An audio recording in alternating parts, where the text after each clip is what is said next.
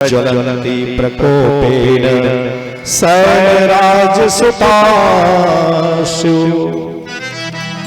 ब्रह्मा जी ने बताया, नारद जी को यह कथा सुना रहे हैं। कहा नारद जी, पर्वत राज हिमालय की बेटी माता पार्वती ने देवताओं को श्राप दे दिया।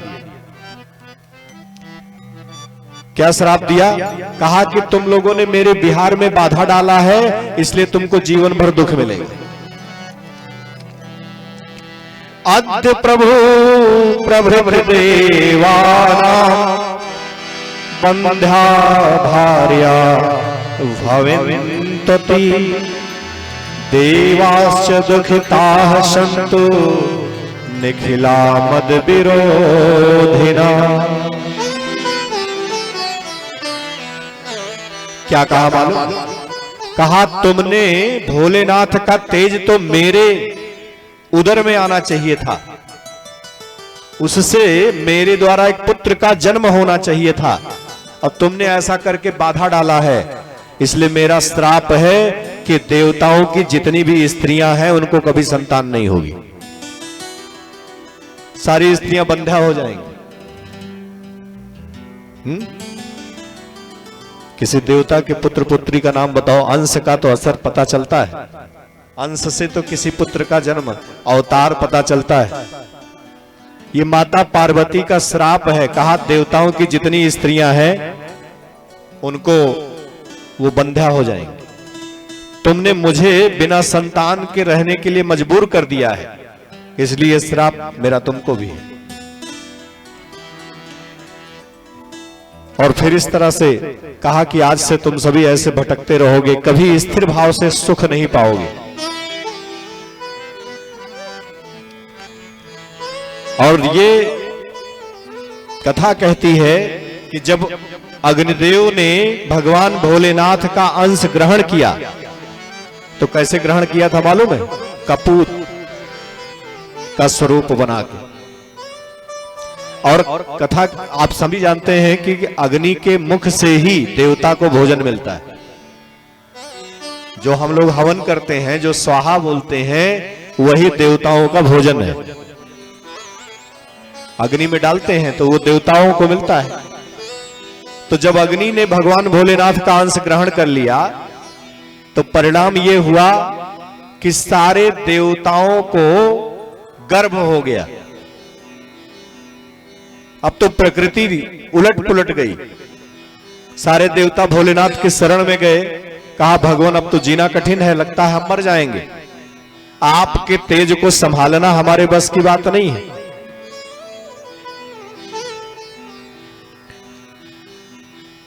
तो जानते हो भोलेनाथ ने जब देखा कि सारे देवता कातर होकर के प्रार्थना कर रहे हैं, अपने कष्ट के निवारण के लिए शरणागत हैं, तो मेरे भाई बहन उन्होंने एक उपाय बताया। कहा सारे देवता मेरे इस अंश का वमन कर दें। वमन माने समझते ना, मुंह से बाहर कर दें। ऐसा जब किया तब भी अग्नि को संतोष नहीं हुआ, क्योंकि वो तो उसी पीड़ा में थे। तो जब अग्निदेव शरणागत हुए, कहा भगवान क्या करें, हमसे बड़ी भूल हो गई, ये तेज तो जगत जननी ही संभाल सकती हैं, जो आपकी प्रकृति शक्ति हैं, जो आपकी रचना शक्ति हैं, वही संभाल सकती हैं। तो क्या करें? कथा कहती है कि अग्निदेव ने भगवान के उस तेज को एक हिम शिखर पर त्याग दिया। हिम शिखर समझते हैं ना, बड़ा सा पर्वत, पर्वत की चोटी पर। और जब उस अंश को भोलेनाथ के उस तेज को त्यागा तो जो पर्वत था वो कांपने लगा, यानी उसके भी बस का नहीं हुआ कि भोलेनाथ के तेज को वो सह सके। तो क्या हुआ? उस पर्वत ने भगवान के उस तेज को गंगा में प्रवाहित कर दिया। ये कथा आप जानते हो किसके जन्म की सुन रहे हो? भगवान के सबसे बड़े पुत्र की, जिसको हम कहते हैं कार्तिकेय स्वामी। यानी भगवान भोलेनाथ के तेज को सबसे पहले किसने ग्रहण किया? अग्नि ने। और अग्नि के बस का जब नहीं हुआ, अग्नि के माध्यम से सारे देवताओं को वो तेज मिल गया। तो जब अग्निदेव ने पर्वत के शिखर पर उस तेज को छोड़ा, रखा, तो पर्वत ने उस तेज को गंगा की धारा में प्रवाहित कर दिया। और गंगा जी ने क्या किया मालूम है? गंगा जी ने उस तेज को बहाकर सरपत के वन में, जिसका दूसरा नाम सरकंडा है, वहां लाके स्थापित कर दिया। आप जानते हो भगवान कार्तिकेय का जन्म उन्हीं सरकंडों के बीच से हुआ है और एक दिव्य बालक बन गए। बोलो कार्तिकेय स्वामी की। भगवान के जो अंश, जो भगवान का तेज था भोलेनाथ का, वो माता गंगा ने अपनी जलधारा से प्रवाहित कर कर उन सरकंडों के बीच में स्थापित किया। वही दिव्य बालक हुआ। और एक दूसरी भी कथा है इसी कथा से जुड़ी हुई। ये बालक तो हो गया, लेकिन बालक का संस्कार किसने किया मालूम है? विश्वामित्र ने किया। किसने किया? विश्वामित्र ऋषि ने। उस बालक के पास विश्वामित्र स्वयं गए। बालक ने कहा कि आप कौन हैं? चलिए मैं आपको अपना पुरोहित मान लेता हूं, आप मेरा संस्कार कर दीजिए। विश्वामित्र ने कहा कि मैं क्षत्रिय हूं, यह अधिकार ब्राह्मणों को है। बहुत ध्यान से सुनना तो समझ में आएगा, कथा बड़ी महत्वपूर्ण है। कार्तिकेय भगवान ने कहा कि आप मेरा संस्कार कर दीजिए। विश्वामित्र ने कहा कि यह ब्राह्मणों को अधिकार है, यह मेरे बस का नहीं है। कहा आज से आपको मैं ये अधिकार देता हूं कि आप ब्रह्मर्षि कहलाएंगे। तब जाके विश्वामित्र को वो पदवी मिली। ये शिवपुराण की कथा का प्रमाण है। बोलो कार्तिकेय भगवान की जय। कथा कहती है उस बालक को पालने के लिए पहले तो सप्तऋषियों की पत्नियां आई थी, उनके भी गर्भ में वो भगवान का तेज गया था। बाद में सरकंडों में जब वो बालक के रूप में बड़े हुए तो सप्तऋषि जो थे वो भी नाराज हो गए। उन्होंने भी अपनी पत्नी को त्यागा। लेकिन पालन किसने किया?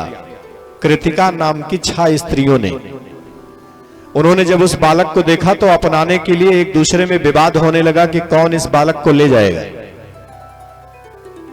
तो कार्तिकेय भगवान ने अपने 6 मुख बनाए। कहा तुम लोग विवाद मत करो, हम सबके पुत्र बन जाएंगे, हम सबके पुत्र बन जाएंगे। और तब जाकर के भगवान कार्तिकेय के 6 मुख हुए हैं। सूत जी कहते हैं तद्वाद समनार्थम सा खड मुखानि चकारः पपोदुग्धं च सर्वाशां तुष्टास्ताभवन् मुने। तन मनो गतिमात्काये सर्वास्ताः कृतिकास्तदा तमादाय ययोर्लोकं स्वकीयं मुदिता मुने। भगवान कार्तिकेय के अंदर के भाव को जानकर भगवान कार्तिकेय वहीं से खडानन कहलाते हैं, क्योंकि इनके 6 मुख हुए। और उन 6 स्त्रियों को, जिनका सबका नाम कृतिका था, इन्होंने अपनी मां मान लिया और पालन पोषण उन्हीं कृतिकाओं ने किया। और इसीलिए कार्तिकेय जी को, जिनका एक नाम स्कंद है, और इन्हीं को खडानन कहा जाता है। बोलो खडानन भगवान की जय। समय बीता, एक दिन माता पार्वती ने भोलेनाथ से कहा कि भगवान एक बात बताइए कि आखिर आपका अंश जो पृथ्वी पर आपका तेज गिरा था, ऐसा तो हो नहीं सकता कि वो तेज नष्ट हो जाए, क्योंकि किसी प्रकृति में वो सामर्थ्य नहीं है। तो अचानक माता पार्वती को ध्यान आया कि आखिर वो तेज कहां है।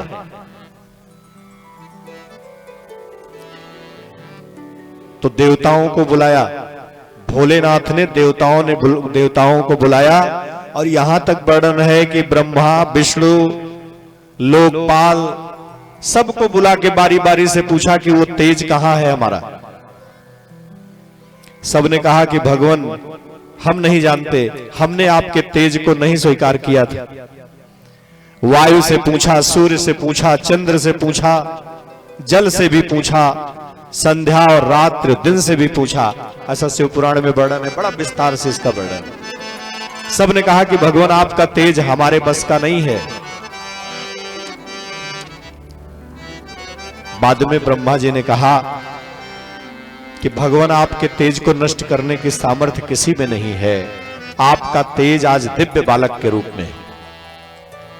माता पार्वती के हृदय की प्रसन्नता इतनी बढ़ गई कि मां की ममता जाग गई और उनका दुग्ध वात्सल्य भाव से झरने लगा।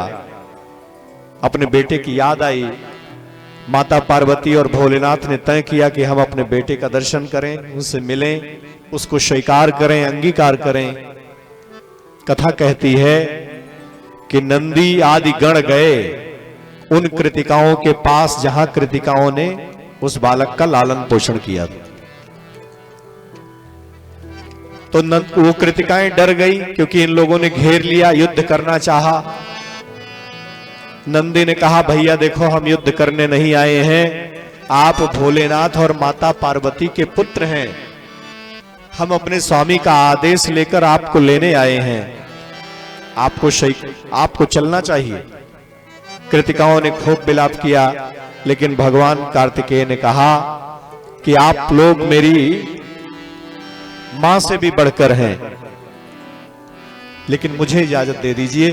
क्यों? क्योंकि कार्तिकेय को पता है ना कि उनका जन्म कैसे क्यों हुआ है। कथा कहती है कि जब कार्तिकेय भगवान गए भोलेनाथ के पास, तब देवताओं ने प्रार्थना करी है, और वही प्रार्थना का परिणाम यह हुआ कि तारकासुर, जिसका अपराध, जिसका पाप इतना बढ़ गया था, जिसके लिए भगवान को कामदेव को भस्म करना पड़ा, देवताओं ने कामदेव को आगे किया, भगवान भोलेनाथ के वैराग्य को समाप्त किया और माता पार्वती से पुनः पाणी ग्रहण करवाया।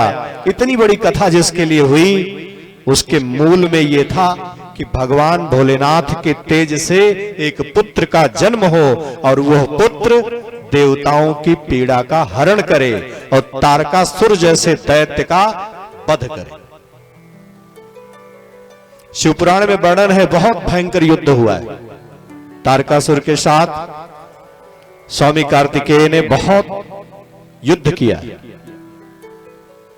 शिव पुराण में भगवान गणेश और कार्तिकेय की कथा जन्म की तो बड़ी रोचक है ही, विवाह की भी कथा बड़ी रोचक है। दोनों भाइयों में विवाह को लेकर के भी विवाद हो गया कि कौन पहले विवाह करेगा। सुनने में बड़ा अटपटा लगता है ना। आज भी लोग विवाह को लेकर, विवाह के लड्डू को लेकर बड़े मुदित हो जाते हैं, प्रसन्न हो जाते हैं। तो शिवपुराण में भी इसका वर्णन है। तारकासुर के साथ स्वामी कार्तिकेय ने भयंकर युद्ध किया और देवताओं के हित को पूरा किया। बोलो भक्त भगवान की जय।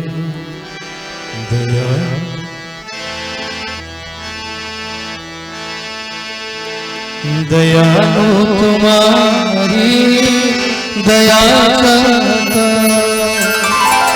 दयालु तुम्हारी दया करता।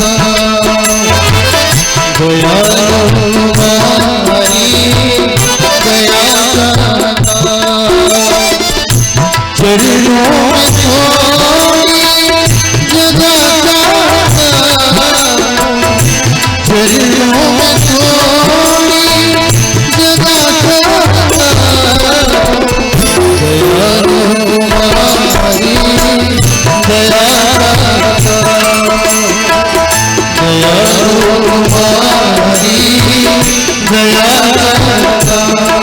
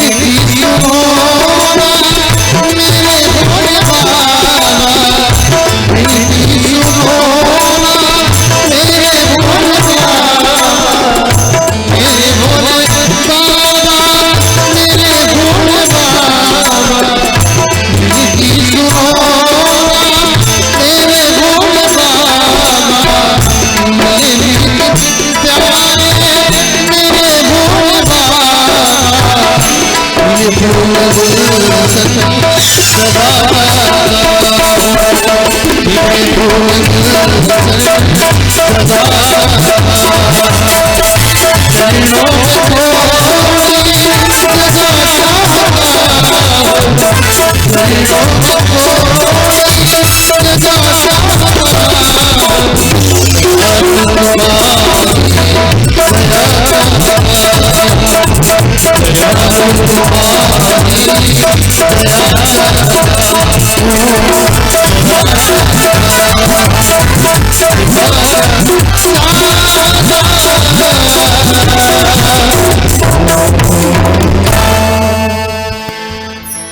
दयालु तुम्हारी दया चाहता हूँ, भोले तुम्हारी दया चाहता हूँ।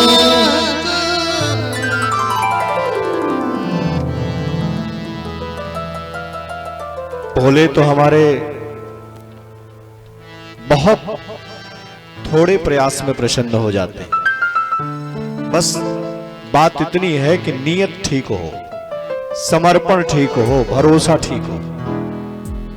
कहा जाता ना बहुत जल्दी हमारे भोलेनाथ प्रसन्न हो जाते हैं, बहुत जल्दी नाराज भी हो जाते हैं, है? तो नाराजगी की बात तो छोड़ो, लेकिन प्रसन्न होने के लिए भोलेनाथ को एक लोटा जल ही काफी है। और मैंने एक दिन बताया था ना कि बेल पत्र भोलेनाथ को कितना प्रिय है। शिव पुराण कहता है कि जो पेट पालने के लिए भी भोलेनाथ जैसा भेष बनाए, उसको भी यमराज के दूत नहीं छू सकते। इसका प्रमाण है। और खास करके ये उन लोगों के लिए है जो ये कहते हैं कि ये सब कमाने खाने का धंधा है। एक बात जान लो, कई बार झूठा मूठा अभिनय करते करते भी ना जीवन में कुछ सच जैसा होने लगता है। पर अभिनय करो तो, हाँ अभिनय ऐसा करो कि सामने वाला यह जान न पाए कि तुम अभिनय कर रहे हो या रियलिटी में, वास्तविकता में उस पात्र को जी रहे हो। और यह जीवन सच पूछा जाए मेरे भाई बहन, तो अभिनय के लिए ही मिला है। आपको एक रोल दिया गया है, उस रोल के हिसाब से एक निश्चित समय तक हमको आपको अपना रोल निभाना है। जैसे कथा चल रही है तो कथा में समय निर्धारित है, तारीख निर्धारित है। मेरा क्या रोल है, आपका क्या रोल है और आपका क्या रोल है। और जो रोल को निभा ले गया तो उसके जीवन में पछतावा कम होगा, और जो नहीं निभा ले पाया तो कहते हैं कि सिवाय वो अब पछताए होत क्या जब चिड़िया चुग गई खेत। जीवन की जितनी साधना करनी है, जितनी कथा सुननी है, जितना तीर्थाटन करना है, जितनी माला करनी है, जब तक ताकत है तब तक कर लो। नहीं तो आंखों से दिखेगा नहीं, घुटना ही ऐसा पकड़ेगा कि 2 घंटा बैठ नहीं पाओगे। हाँ, तो जब घुटना जवाब दे देगा तो कौन सी माला। मैं किसी व्यक्तिगत, बहुत सारे लोग मुस्कुरा रहे हैं तो लगता है कम उम्र में भी घुटना पकड़ने लगा है। जब शरीर में व्याधि बढ़ने लग जाए तो समझ लो कि अब बहुत कुछ होना संभव नहीं है। हाँ, अब भोलेनाथ कृपा कर दें तो कुछ बड़ा हो जाए, ऐसा बड़ा हो जाए जिसकी कल्पना नहीं कर सकते। लेकिन कथा में एक बात तो तय जान लो, व्यवस्थापक जो हैं उसका ध्यान रखें। हाँ? खास करके बच्चों को लेकर कथा में शांति, व्यवस्था और अनुशासन पहली शर्त है। नहीं तो तुम अपनी कथा कहोगे, हम अपनी कथा कहेंगे, हाँ? ये ठीक नहीं है। कोई एक कहे बाकी सुने तो ठीक है। तो अभी तो कथा चल रही, कथा सुनो। और जो अनुशासन भंग करता है वो सबसे बड़ा अपराध करता है। अपना तो पुण्य गंवाता ही है, दूसरों के पुण्य में भी बाधक बनता है। तो कृपा और करुणा हर कोई पाना चाहता है, लेकिन जिस भी देव की आराधना करनी है तो देव जिससे प्रसन्न होते हैं, जिसको अपने जीवन में सबसे ज्यादा मानते हैं, आपको वो काम करना पड़ेगा। अध्यापक, किसी भी विद्यालय में कोई आदर्श अध्यापक, इस कथा में कई अध्यापक, कई शिक्षक आए हैं, कुछ तो बहुत दूर से आए हैं, मैं देख पा रहा हूं। लेकिन ये मैं जरूर कहूंगा कि शिक्षक जो है एक ऐसे मोमबत्ती की तरह है जो खुद के प्रयास से एक ऐसा उजाला बनाता है जिसमें आने वाली पीढ़ियों का भविष्य सुंदर और सुनहरा दिखने लगता है। और वही शिक्षक गुरु भी है। और आध्यात्मिक जगत की बात अगर करें तो कोई कितना भी बड़ा विद्वान हो, कोई भी कितना भी समझदार हो, कितना भी धनवान हो, ऐश्वर्यशाली हो, लेकिन किसी न किसी के मार्गदर्शन की आवश्यकता पड़ती है। हमारे सनातन धर्म पर जितना प्रभाव आदि गुरु शंकराचार्य का है उतना किसी का नहीं। हमारा सनातन धर्म आदि गुरु शंकराचार्य का ऋणी है, समझे। और आदि गुरु शंकराचार्य के ऐसे अद्भुत शिष्य हुए हैं जिनकी कथा आज भी बड़ी रुचि के साथ कही और सुनी जाती है। और मैं आपको बताऊं, ये जो किसी भी बड़े उत्सव में जो गुरु की वंदना होती है वो सिर्फ एक मंत्र मात्र नहीं है, सच में वो कृपा करुणा आती है। हम लोग बचपन से सुन रहे हैं ना कि भगवान किसी न किसी रूप में कथा में आते हैं। अब हम समझ पाए ना समझ पाए हमारी नजर। हनुमान जी तो पक्का रहते हैं। अब अलग बात है कि भोलेनाथ की कथा है तो शिव के गण ज्यादा रहते हैं। कल तो गणों की बड़ी भरमार थी। आदि गुरु शंकराचार्य के एक बड़े सुंदर शिष्य हुए, उनकी कथा मैं आपको बताऊं संक्षेप में, फिर आगे ले चलता हूं। यूं तो बहुत सारे दिव्य उनके महान शिष्य हुए हैं, पर एक ऐसे शिष्य थे जिनका नाम था त्रोटकाचार्य। क्या नाम था? त्रोटकाचार्य। वैसे जैसा नाम था ना वैसा काम भी करते थे।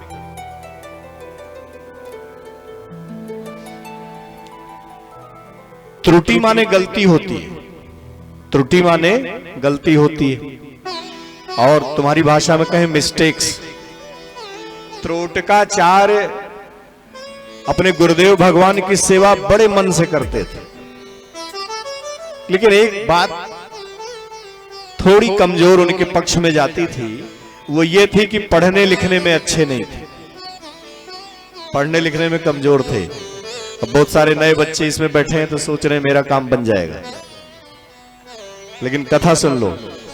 त्रोटकाचार्य यो तो सेवा में अव्वल नंबर के थे, पर वो पढ़ाई लिखाई ज्यादा नहीं कर पाते थे।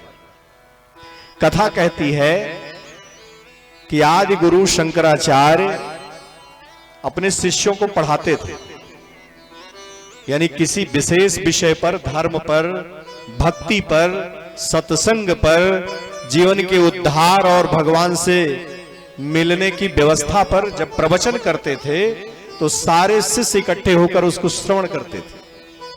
पहले परंपरा थी ना गुरुकुल वाली, तो ऐसी परंपरा थी कि उस शिष्यों के साथ वहीं रहना, वहीं खाना, वहीं सोना, वहीं सेवा करना, वहीं कराना, कुछ ऐसा ही था। तो नियम था कि शंकराचार्य रोज बच्चों को, अपने शिष्यों को पढ़ाते थे, लेकिन सारे शिष्य आ जाते थे, एक शिष्य सबसे देर से आता था, और जो मैंने नाम बताया त्रोटकाचार्य। तो शिष्य जो है उससे चिढ़ते थे, जो और साथी थे ना वो चिढ़ते थे, लेकिन गुरुदेव भगवान तब तक पढ़ाना बताना नहीं शुरू करते थे जब तक वो आ नहीं जाते थे। कुछ शिष्यों को, जिनको इस बात का गुमान था कि हम पढ़ने में अव्वल नंबर के हैं, उन्होंने थोड़ी एक दिन हिम्मत बनाई और कहा कि गुरुदेव भगवान से आज कहेंगे। कई बार अच्छी जगह पर भी ग्रुप बन जाता है, कुछ अच्छे काम के लिए और कुछ खराब काम के लिए, और ये हमेशा से हुआ है, हर युग में हुआ है, और आगे तय जान लो, जब तक ये प्रकृति रहेगी तब तक होता रहेगा, कोई बदल नहीं सकता। तो मेरे भाई बहन हुआ क्या, एक दिन वो जो तेज बच्चे थे उनको लगता था कि ये पढ़ने लिखने में किसी काम का नहीं, ढीला ढाला है, और गुरुदेव भगवान इसके लिए प्रतीक्षा करते हैं। तो एक दिन गुरुदेव भगवान ने कहा कि अच्छा सब लोग आ गए। सही बात तो ये है कि वो तो महान आत्मा थे ना, वो तो सब जानते थे, कहलवाते थे कि सब आए कि नहीं आए। तो एक दिन जो मुखर वाले बच्चे थे उन्होंने कहा कि गुरुदेव सब तो आए हैं जिनको पढ़ना है, न झूठ और न पूरा सही। कहा जिनको पढ़ना है, ऐसे ही हम लोग चालाकी से, मान लो किसी का फोन नहीं उठाना है या आपको पता है कि उसका जवाब सीधा सीधा पूछा जाएगा तो नहीं दे पाएंगे, तो हम लोग कहते हैं कभी रहने दो, बाद में योजना बना लेंगे, क्या जवाब देना है तो फोन उठाएंगे। लगता है तुम लोग ऐसा करते हो, मुस्कुराते चेहरे बता रहे हैं। पहले योजना बनाएंगे क्या जवाब देना है, कितना बोलना है। और कभी कभी तो हम ऐसा करते हैं ना, अच्छा ऐसा है मैं अभी बहुत व्यस्त हूं, फिर बात करता हूं, कोई इमरजेंसी तो नहीं है। सामने वाला पूछ न पाए कि आखिर हो कहां, मैं प्रतीक्षा कर रहा हूं। चालाकी भी ऐसी चालाकी से करते हैं कि कोई जान न पाए। लेकिन मैं फिर कह रहा हूं, हम सारी दुनिया के साथ चीटिंग कर सकते हैं, खुद को धोखा नहीं दे सकते। आईना लेके देखो, तुम्हारी नजर बताएगी कि तुम कर क्या रहे हो। ऐसा ही हुआ, त्रोटकाचार्य को बच्चे पसंद नहीं करते थे, तो कहा कि गुरुदेव भगवान, अब कैसे कहें, गुरु के सामने वो महान गुरु थे, तो कैसे कहें कि वो सब आ गए। तो कहा कि जिनको पढ़ना लिखना है गुरुदेव, वो सब आ गए। अच्छा, गुरुदेव भगवान तो जानते थे। कहा अच्छा मेरा त्रोटक कहां है। तो एक ज्यादा हिम्मती था, खुद को लगाता था, उसने कहा गुरुदेव उसको पढ़ना वढ़ना तो आता नहीं है, क्यों उसके लिए प्रतीक्षा करते। कहा अच्छा, गुरुदेव भगवान को पता चल गया कि इनको अभिमान हो गया। उन्होंने लीला रची, आने की प्रतीक्षा की, और जब आधा घंटा समय लेट हो गया तो त्रोटक आए, और जैसे आए तो सबसे पहले हाफते डांफते, चूंकि पढ़ना लिखने में कमजोर थे, सेवा ही आती थी, तो आए तो गुरुदेव भगवान के चरणों में, चरणों के नख को नमन किया। और देखो बात चली है तो बता देता हूं, प्रणाम करने का सबसे अच्छा तरीका है, जिससे कृपा पानी हो उसके पैर के जो दोनों अंगूठे हैं, उस अंगूठे के नख को प्रणाम करो। तो उन्होंने प्रणाम किया। और कई बार तो लोग कमर को प्रणाम कर लेते हैं, ऐसा नहीं, उससे कुछ होना नहीं है। इसलिए प्रणाम करो तो श्रद्धा दिखाओ, ना प्रणाम करना चाहो मत करो। त्रोटक आए, गुरुदेव भगवान ने कहा कि त्रोटक तुम कहां थे। कहा भगवान आपके कपड़े धो रहा था। अब क्या बोले गुरुदेव, गुरुदेव भगवान तो जानते ही थे कि कर क्या रहा है। तो कहा अच्छा मेरे कपड़े धो रहा था, तुझे नहीं पता कि पढ़ना भी है। कहा भगवान अब इन लोगों को, हमारे साथियों को पढ़ाइए आप, हमको बस वही अपना वाला काम दिए रहे। जान गए कि देखो कितना दैन्य भाव है, कितना समर्पित भाव है कि हमसे अपनी सेवा केवल कराइए। हम अनपढ़ रहेंगे चलेगा, लेकिन सेवा में रखिए। गुरुदेव भगवान ने कहा कि ऐसे तो लीला कर रहे थे, अचानक से कहा कि मेरी तबीयत आज कम ठीक है।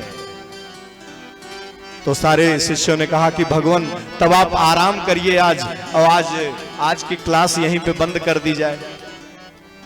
गुरुदेव भगवान ने कहा नहीं, नियम टूट जाएगा। तो कहा भगवान आपका स्वास्थ्य ज्यादा जरूरी है। कहा मैं नहीं पढ़ाऊंगा। सब एक दूसरे का मुंह देखने लगे, अच्छा ये फला वाला ज्यादा तेज है, शायद यही क्लास ले। सब देखने लगे कि आज तू पढ़ाएगा, अभी गुरुदेव आदेश करेंगे। तो गुरुदेव ने क्या किया मालूम है, अरे आदि गुरु थे, अवतरण में आई हुई आत्मा थी, दिव्य आत्माएं ही अवतार लेती। और आदि गुरु शंकराचार्य ने कहा, वो कहा जिसकी किसी ने कल्पना नहीं की थी। कहा त्रोटक आज तुम पढ़ाओगे। त्रोटक कांपने लगा, अरे इतने बड़े बड़े विद्वान बैठे हैं, हम कैसे पढ़ाएंगे। कहा ये मेरा आदेश है।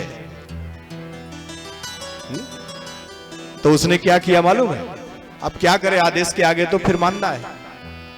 जो गुरुदेव भगवान की कुर्सी थी, जो आसन था, सोचा कि आसन को किनारे कर दूं और तब मैं पढ़ाना शुरू करूं। तो मेरे भाई बहन, जैसे ही आसन को हटाना चाहा, गुरुदेव भगवान ने डांट दिया। कहा मैं जो कहता हूं वो करो, तुम अपना दिमाग मत चलाओ। तो कहा भगवान, आदेश कुछ भूल हो गई क्या? हम आपके आसन पर कैसे बैठ सकते हैं? कहा मैं कह रहा हूं इसलिए बैठ सकते हो। अगर कोई बड़ा आग्रह करके बगल बिठा ले तो मर्यादा का उल्लंघन नहीं होता, लेकिन जब आप धक्का मार के जगह बनाने लगते हैं तो मर्यादा का उल्लंघन होता है। त्रोटकाचार्य को गुरुदेव भगवान ने अपने आसन पर बिठाया और दिव्य लीला हो गई। ऐसी लीला हुई कि गुरुदेव भगवान की संपूर्ण ऊर्जा त्रोटक में ट्रांसफर हो गई।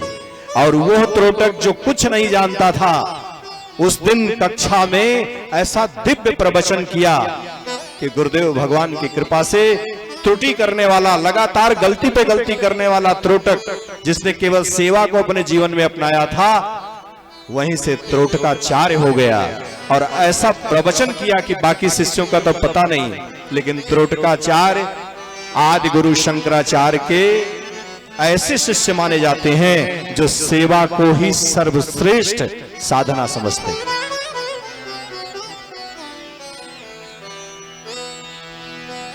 और इसीलिए आप जरा सोचो इसको नवधा भक्ति से।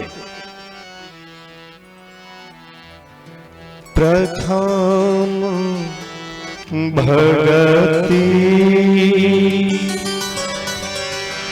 संतन कर संगा, दूसरी रति मम कथा प्रसंग। प्रथम भगति संतन कर संगा, दूसरी कथा। प्रथम भगति संतन कर संगा, प्रथम भगति संतन कर संगा, दूसरे मम कथा प्रसंगा। दूसरे कथा प्रसंग। गुरु ब्रह्मा गुरु विष्णु गुरुर्देवो महेश्वरा, गुरु साक्षात् परब्रह्म, तस्मै श्री गुरुवे नमः, तस्मै श्री गुरुवे नमः, तस्मै श्री गुरुवे नमः। प्रथम भगति संतन कर संगा, प्रथम भगति संगा, दूसरे कथा प्रसंगा।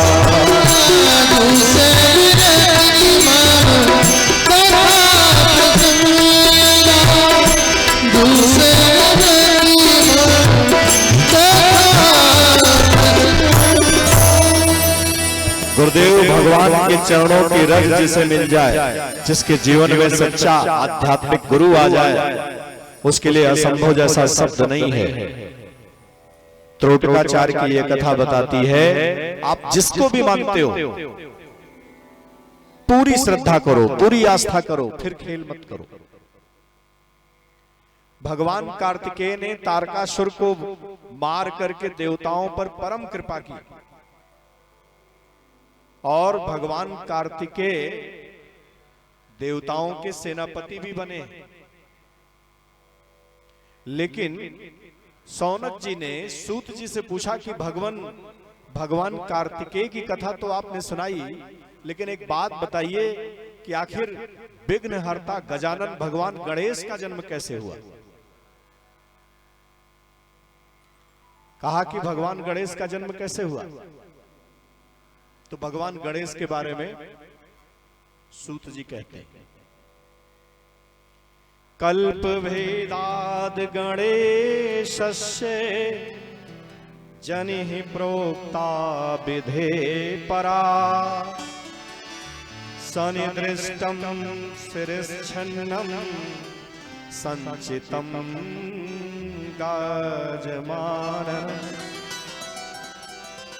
संचितम गाजमाननम।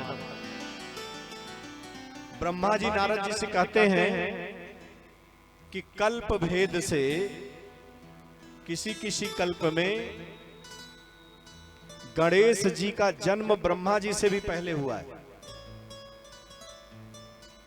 गणेश जी का जन्म ब्रह्मा जी से भी पहले हुआ है, लेकिन एक बार शनि की दृष्टि पड़ने की वजह से भगवान भोलेनाथ ने गणेश जी के सिर को काट दिया। तो कहा कि गणेश जी के उत्पत्ति की कथा भगवान विस्तार से बताएं। तो कथा कहती है कि एक दिन माता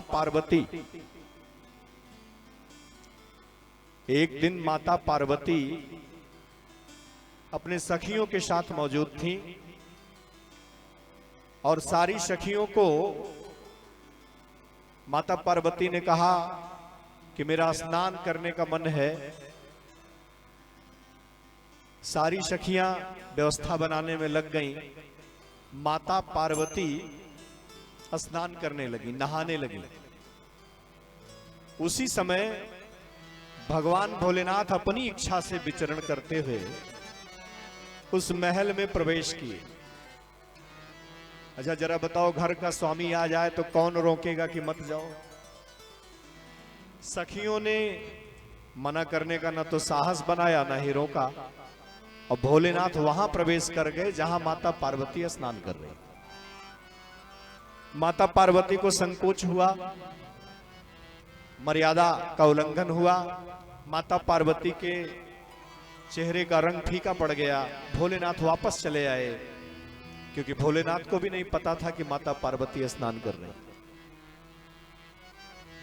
कथा कहती है कि माता पार्वती ने सखियों से कहा कि आज ठीक नहीं हुआ। भगवान भोलेनाथ को तुम लोगों ने रोका क्यों नहीं। सखियों ने कहा कि मेरी क्या मजाल है, भोलेनाथ के सामने हम कैसे जा सकते हैं। माता पार्वती को सखियों ने कहा कि देखिए बुरा न मत मानना, हमारे यहाँ एक कमी है। कहा क्या। कहा जैसे भोलेनाथ के निश्चित गण हैं, वैसे ही कोई अपना भी गण हो जाए तो अच्छा है। जो पहरेदारी करे, जो हमारी बात को पूरी तरह माने। माता पार्वती को लगा बात तो ठीक है। तो माता पार्वती के मन में आया कि काश कोई ऐसा पहरेदार होता या कोई ऐसा पुत्र होता जो हर पल केवल मेरी पहरेदारी करता, मेरी आज्ञा का पालन करता।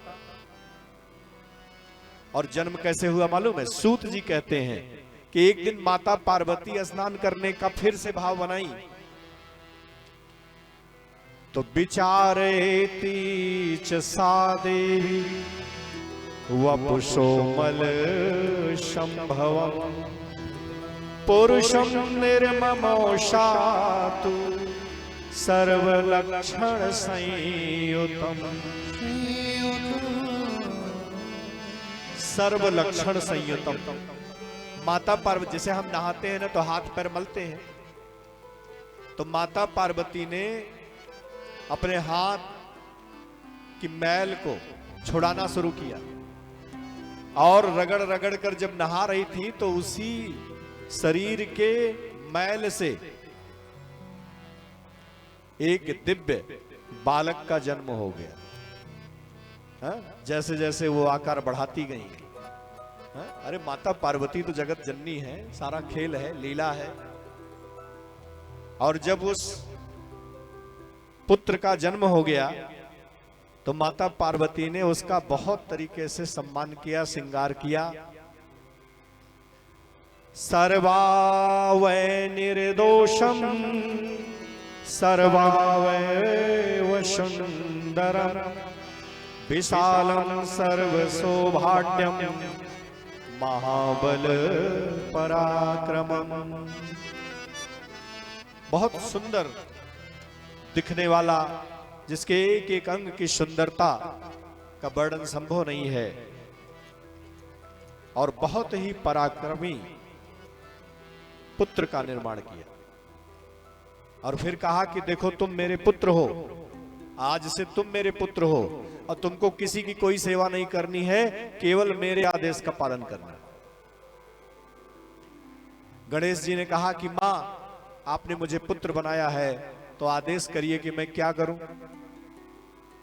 किम कार्यम विद्यते तेद करवाणे तवोदितम यद्युक्ता सा तदा तेन प्रत्युवाच सुतम शिवा।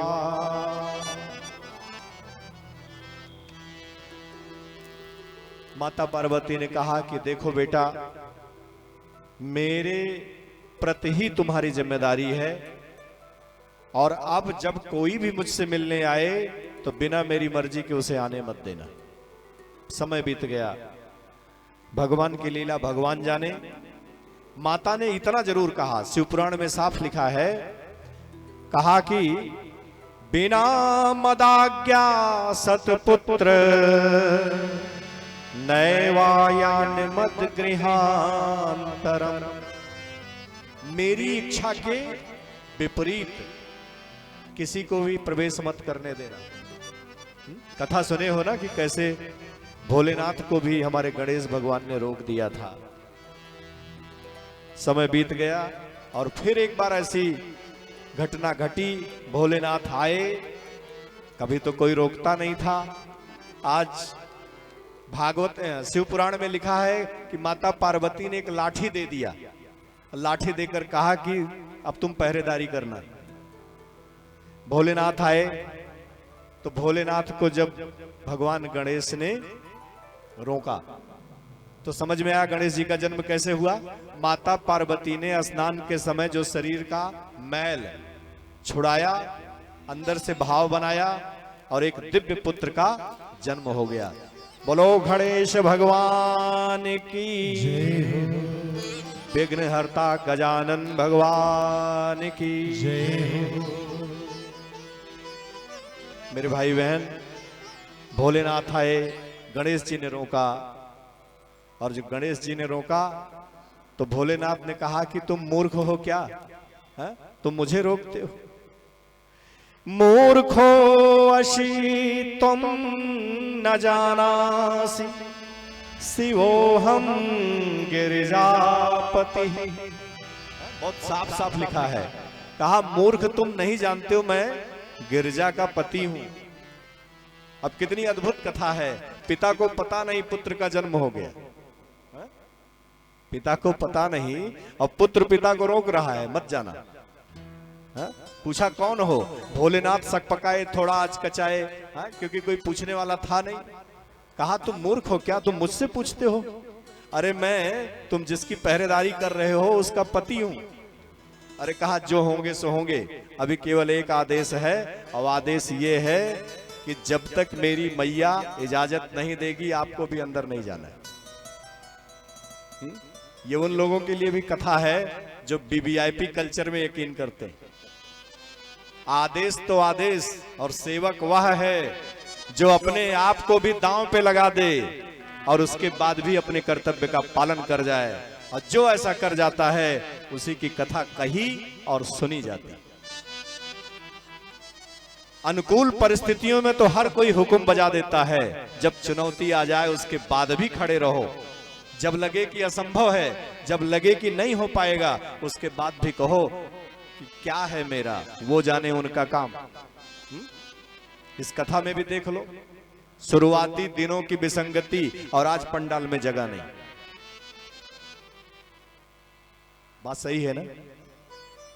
और मैं तो खुद नहीं समझ पा रहा हूं कि कहां कहां किस किस कोने से भोलेनाथ ने डमरू बजाया, और डमरू का नाद सुन करके कौन कौन भाग के आया। सभी भक्तों के लिए एक बार जोरदार ताली हो जाए। वैसे इतना स्वार्थी पब्लिक श्रोता मैंने देखा नहीं है।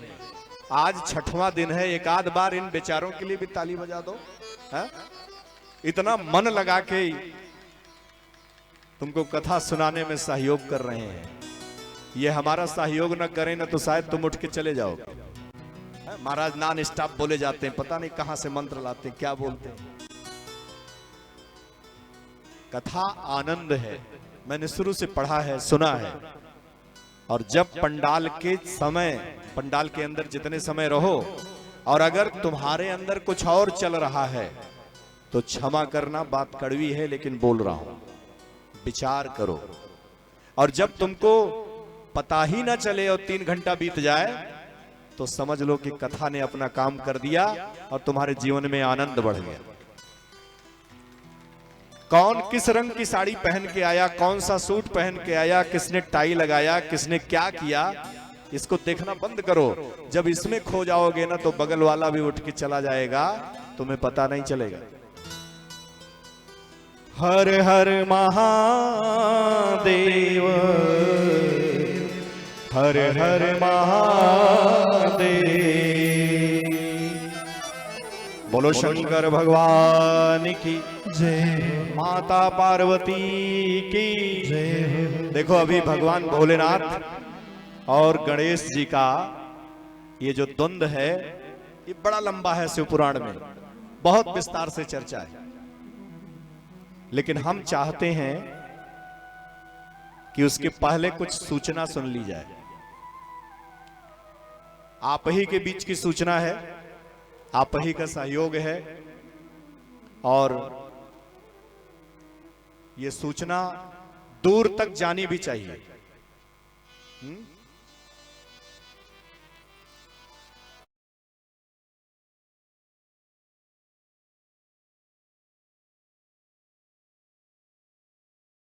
के आए हैं और मुझे पता है इसमें कई तो ऐसे हैं जिनको 150 किलोमीटर 200 किलोमीटर जाना है, कई ऐसे हैं जिनको 40-50 किलोमीटर जाना है। तो इसलिए पहले इस पूज्य श्री की जय हो। एक बार प्रेम से बोलिए श्री भोलेनाथ बाबा महाराज की। विगत दिनों की भांति आज भी आप लोगों के समक्ष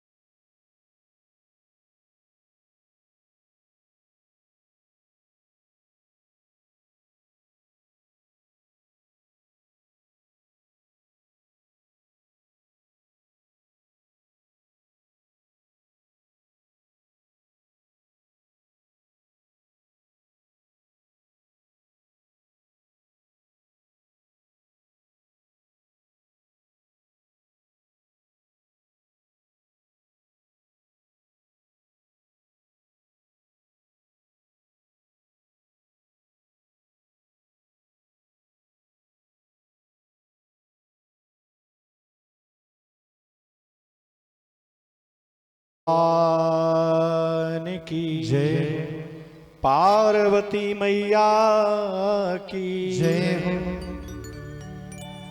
दूर दूर से चलकर आए हुए सभी भक्तजन और ये खचाखच भरा हुआ पंडाल इस बात की गवाही दे रहा है कि भोलेनाथ की कृपा आप पर है और इसीलिए उन्होंने आप सबको अपनी कथा में बुलाया है।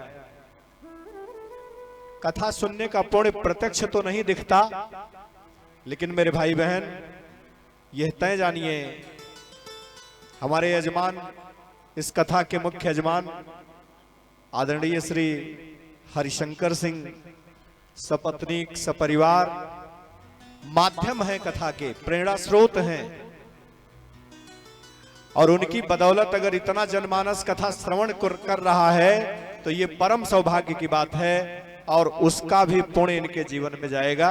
एक बार जोरदार ताली बजाएं, क्योंकि निमित्त कोई बनता है, भंडारा कोई करता है, पर न जाने कितनों की क्षुधा निवृत्ति हो जाती है और कितनों के जीवन में पुण्य का संचार हो जाता है। कुछ एक नाम इसलिए लेना जरूरी है कि जैसा अभी हमारे संचालक मास्टर साहब हमारे कह रहे थे कि गुप्त नाम का खुलासा करके रहेंगे और इन्होंने किया है? तो अभी जिन हमारे बहुत प्रिय हैं और बहुत वर्षों से अतिशय सम्मान करते हैं, श्री रवि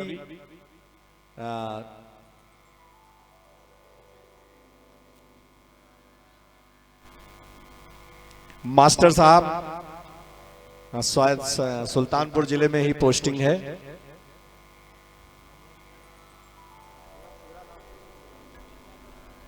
हाँ, शैलेंद्र यादव लिखा पढ़ी का नाम है भाई। और एक बात और जान लो, ये भी अध्यापक हैं और इनकी पत्नी भी अध्यापिका हैं, तो ताली तो बनती है ना। हाँ? और अभी तो इन्होंने 1000 दिया है, कई लाख इनसे लेना है, भगवान की कथा करानी है। इसलिए कि जितना इसमें लगता है शुद्ध होकर के और चक्रवृद्धि ब्याज और न जाने कौन कौन सा ब्याज लग के वापस आता है। सबसे बड़ी बात, कादीपुर से चल के आए, इन्होंने हमारे मान को रखा और इन्होंने कहा था कि गुरुजी मैं हर हाल में आऊंगा संडे को, और मैं विस्मृत हो गया था, लेकिन ये आए। ऐसे बहुत सारे भक्त जिनको मैं खुद नहीं कह पाया, तमाम माताएं, जैसे अभी वो बगल से अभी आपने संचालन में कहा माता जी ने 501 रुपए, हमारे लिए 1 रुपया या 1 लाख ये मायने नहीं रखता, मायने रखता है कि आपकी श्रद्धा, और श्रद्धा न होती तो आप यहां ना होते, और अगर आप सब यहां ना होते तो कथा का ये स्वरूप न होता। इसलिए किसी की भी सफलता में, किसी की भी सफलता में, बल्कि मैं तो इस बात के लिए आपका आजीवन आभारी रहूंगा। क्षेत्र में बहुत सारी कथाएं कहने का मौका मिला है और हमारे साथी, हमारे बच्चे जो मुझे पिता जैसा, गुरु जैसा मानते हैं, ये आपकी अनुपस्थिति में भी हमसे कहते हैं कि हम क्षेत्र में, जैसे अभी संचालक महोदय ने एक दिव्य राम कथा कराई थी, और जो सम्मान इनके संपूर्ण परिवार और इनके मित्रों ने, आज भी ये कई लोगों के साथ आए हैं,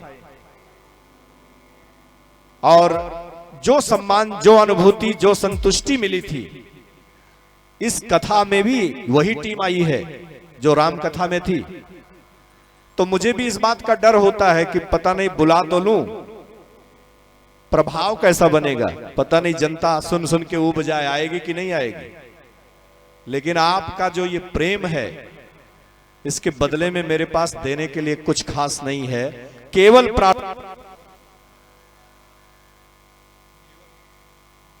केवल प्रार्थना करता हूं कि आपके जीवन में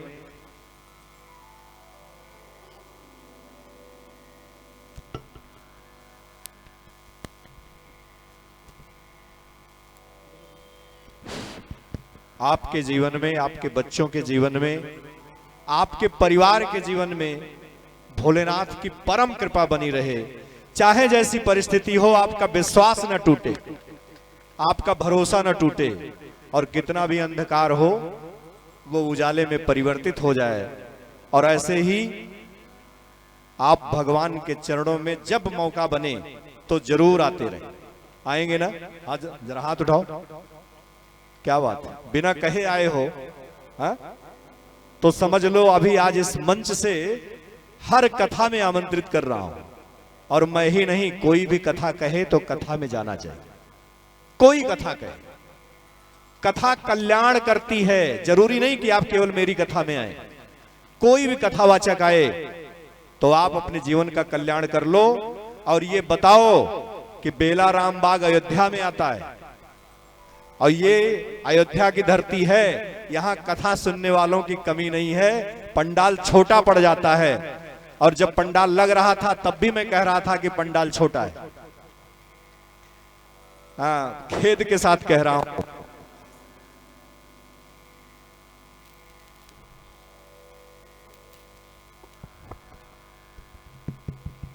हमारे संचालक महोदय ने जो कथा कराई थी बहुत मामलों में बहुत दिव्य थी, पर वहां भी पंडाल छोटा पड़ गया था। अरे अब तो ताली बजाओ ना, पंडाल छोटा पड़ जाए तो ताली बजनी चाहिए। और कल ये कह रहे थे, यहां इन्होंने सबके सामने कहा कि अभी कथा का पहला हिस्सा हुआ है, दूसरा हिस्सा होना बाकी है। अब जरा बताओ, ऐसे भक्त जब आएंगे तो कथा क्यों ना सफल होगी? मेरी ताकत आप हैं और मैं जानता हूं कि आप भगवान के साथ हैं, भगवान की कथा के साथ। तो मेरे भाई बहन, आप सबको साधुवाद है, हृदय की गहराइयों से नमन है, सबको प्रणाम है, सबको वंदन है, छोटों को प्यार है, बड़ों के चरणों में नमन है। और जो हमारे युवा साथी हैं उनके साथ तो मैं कंधा मिला के खड़ा ही हूं। हमारे आदरणीय महेंद्र मिश्रा जी बैठे हैं। आपको जानकर मुझे बताना पड़ रहा है, जरूरी है। हमारी पूरी टीम इनके नेतृत्व में, इनके देख रेख में रह रही है। अब जरा सोचो, इतना बड़ा सहयोग कर रहे हैं तो ताली तो बनती है ना। और एक बात और जान लो, आज 6वां दिन है, मैं एक दिन भी ये पूछने नहीं गया कि व्यवस्था कैसे चल रही, लेकिन इनके चमकते चेहरे बताते हैं कि व्यवस्था एक नंबर की। तो मैं चाहता हूं यहां का मान सम्मान बना रहे। कल आखिरी सत्र की कथा है, परसों हवन और भंडारा भी है। जो अभी थोड़ा ढीले हैं वो भी थोड़ा सा त्याग करें, कुछ सहयोग करें, जिससे कल की कथा भी अपने संपूर्ण लक्ष्य को हासिल करे। जहां तक आवाज जा रही आप सब उसमें शामिल हों। आज की कथा की बेला को यहीं पे विराम करने का आदेश समय की वजह से चाहता हूं। 2 पल के लिए अभी शांत बनाए रखें। एक आपकी भाषा में आपको आनंद से भर देने वाला गीत हो जाए, उसके बाद प्रभु नाम संकीर्तन और फिर कथा की परंपरा के हिसाब से आते हैं।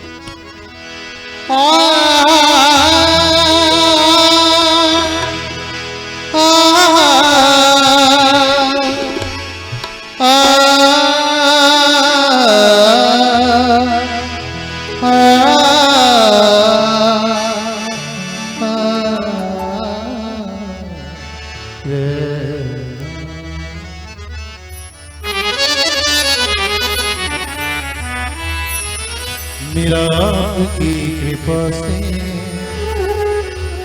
सब गाँव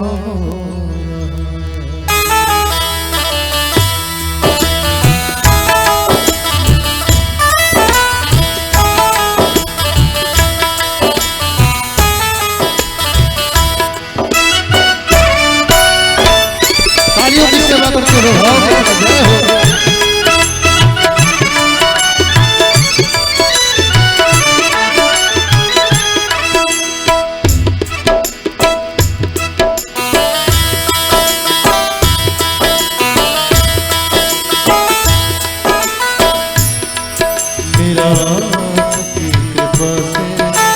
सब काम हो रहा है, मेरा आपकी कृपा से सब काम हो रहा है। करते हो मेरे बाबा, करते हो मेरे बाबा, मेरा काम हो रहा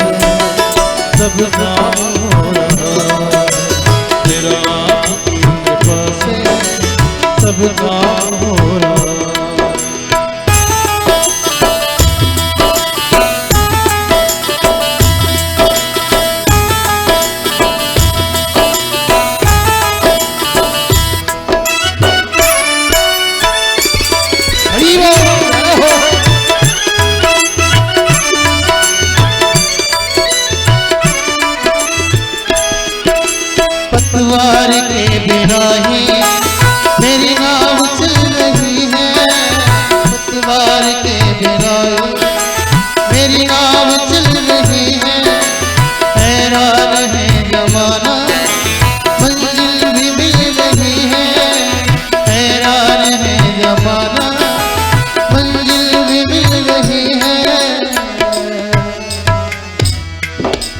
करता नहीं मैं कुछ भी। सभी दोनों हाथ ऊपर तेरे भाव के साथ एक बार जोर कर जयकारा लगाएं, प्रेम से बोलिए बाबा विश्वनाथ की। करता नहीं मैं कुछ भी प्यार, करता नहीं मैं कुछ भी, सब काम हो रहा है, करता नहीं मैं कुछ भी, सब काम हो रहा है। करते हो मेरे बाबा, करते हो मेरे बाबा, मेरा नाम हो रहा है, मेरा नाम की कृपा से सब काम हो रहा है, मेरा नाम की कृपा से सब काम हो रहा है। झूठ के तालियों में सेवा करते हुए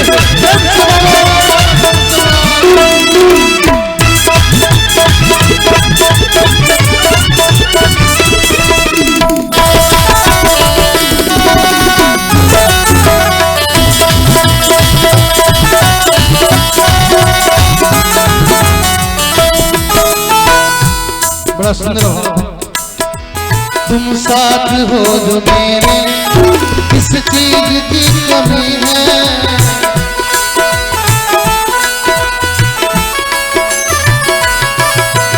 तुम साथ हो जो मेरे, किस चीज की कमी है, किसी और चीज की अब दरकार ही नहीं है।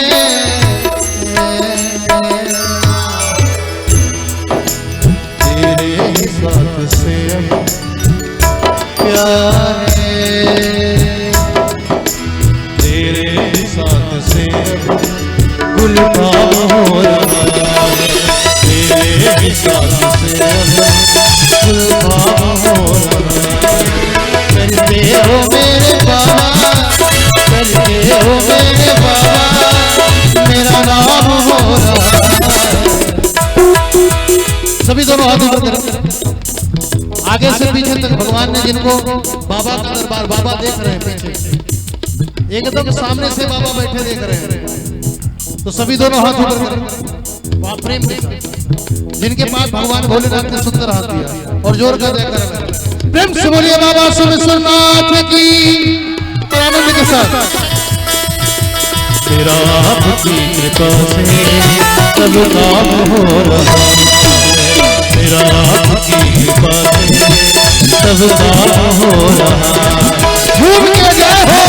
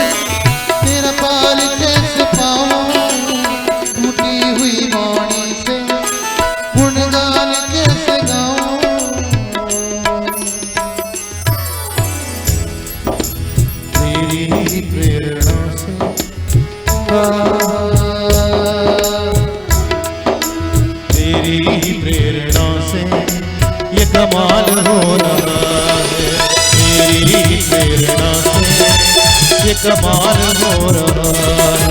करते हो मेरे बाबा, करते हो मेरे बाबा, मेरा नाम हो रहा है। मेरा आपकी कृपा से सब काम हो रहा है, मेरा आपकी कृपा से सब काम हो रहा है। भोले बाबा,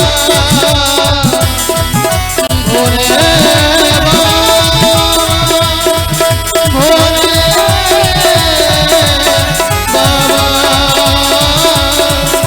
भोले बाबा, भोले बाबा, भोले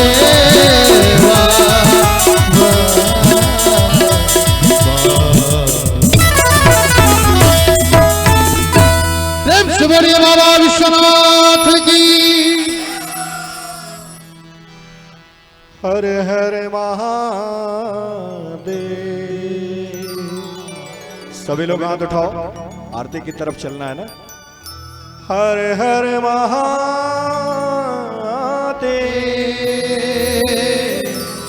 हर हर महादेव,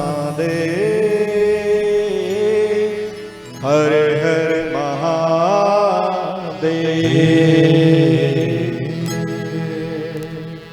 कल कथा का विश्राम दिवस होगा, समय से सभी श्रोता आएंगे। एक विशेष बात और मैं कह के अपनी वाणी को विराम देके संचालक की तरफ चलूंगा और आरती की तरफ। कल आपको एक बहुत ही दिव्य और अद्भुत सूचना मिलेगी। अब जिन लोगों को वो सूचना सुननी है उसके लिए आपको कल तक इंतजार करना पड़ेगा, पंडाल में आना पड़ेगा और फिर आपको एक बढ़िया सूचना मिलेगी और वो सूचना आपको आनंदित कर देगी। ये बात मैं पूरे भरोसे से जानता हूं, ठीक है ना। तो अभी रात में सो जाना, चिंता मत करना, कल सूचना मिलेगी। तो 2 पल के लिए हम संचालक महोदय के पास चलेंगे, शायद कोई सूचना है उनके पास जी। और उसके बाद बहुत बहुत धन्यवाद पूज्य श्री को, सादर प्रणाम। सूचना के लिए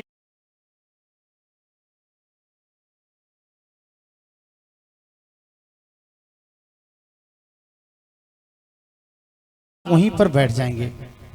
आपके पास आरती की थाल पहुंचेगी, आप अपना समर्पण कीजिएगा। प्रसाद हमारे जितने भी कार्यकर्ता बंधु हैं इन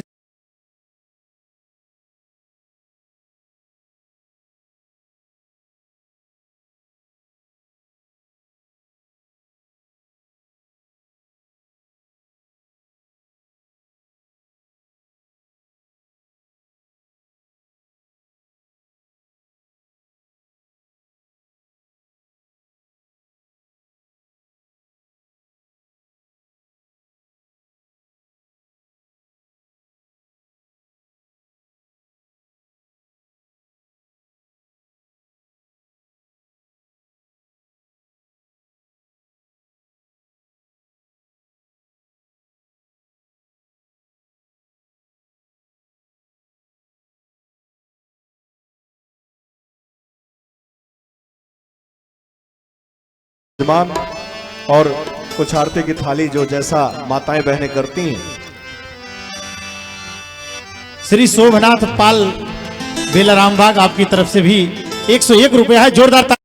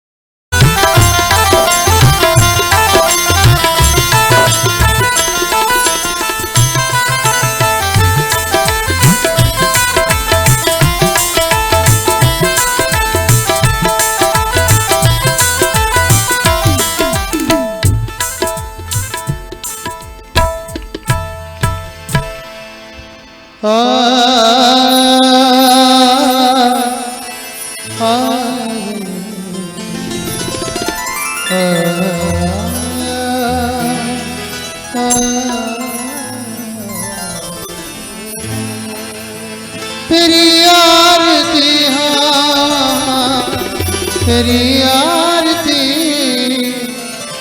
मन में बसा तेरी आरती उतारो मैं बाबा तेरी आरती मन में बसा तेरी मूर्ति उतारो मैं बाबा तेरी आरती तेरी आरती है तेरी आरती तेरी आरती है तेरी आरती मैं बसा तेरी मूर्ति उतारो मैं बाबा तेरी आरती मन में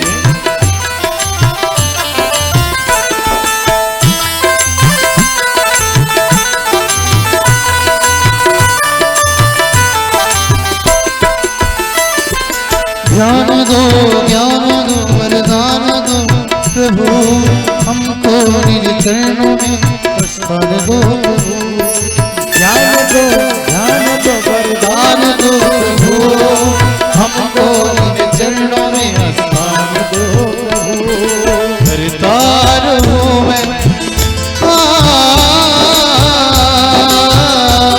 करतार हूँ मैं यही विनती उतारू मैं बाबा तेरी आरती मन में बसा कर तेरी मूर्ति उतारू मैं बाबा तेरी आरती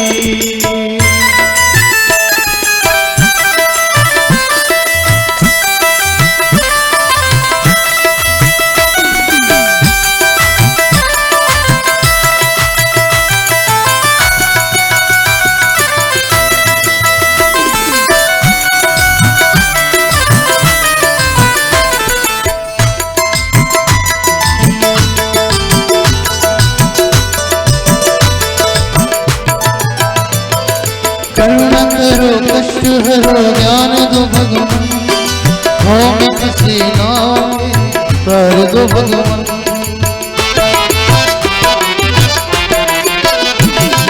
करुणा करो कष्ट हरो ज्ञान दो भगवान हो में किसी नाम कर दो भगवान जिंदगी दया की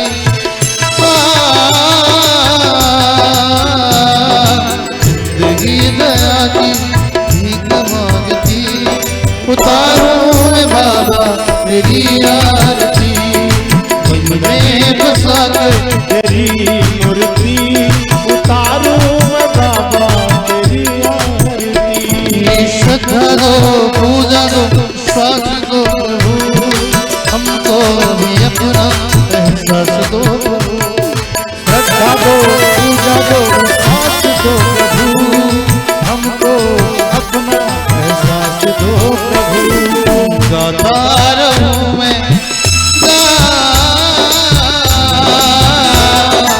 गाता रहूं मैं तेरी आरती उतारो मैं बाबा तेरी आरती मन में बसा के तेरी मूर्ति उतारो मैं बाबा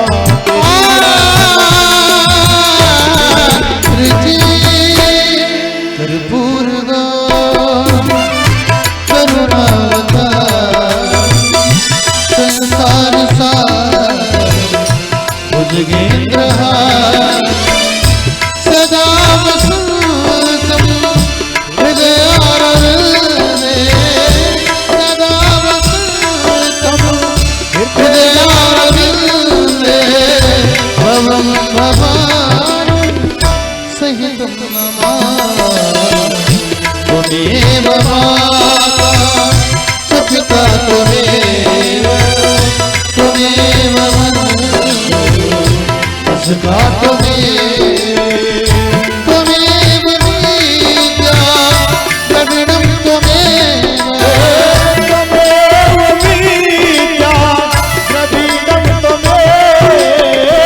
त्वमेव शरणं मम देव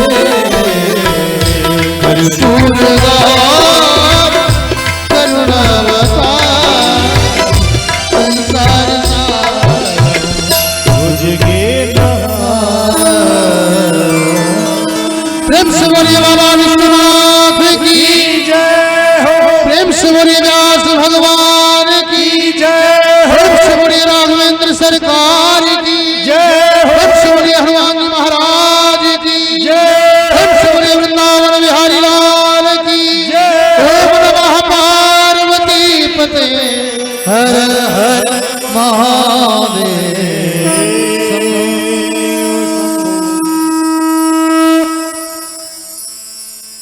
आप लोग आरती के उपरांत अपने स्थान पर पुनः अपना स्थान ग्रहण कर लें।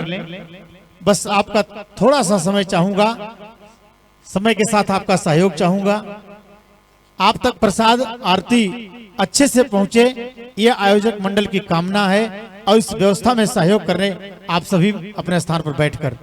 देवी प्रसाद जी और विवेक कहाँ गए वो लड़के?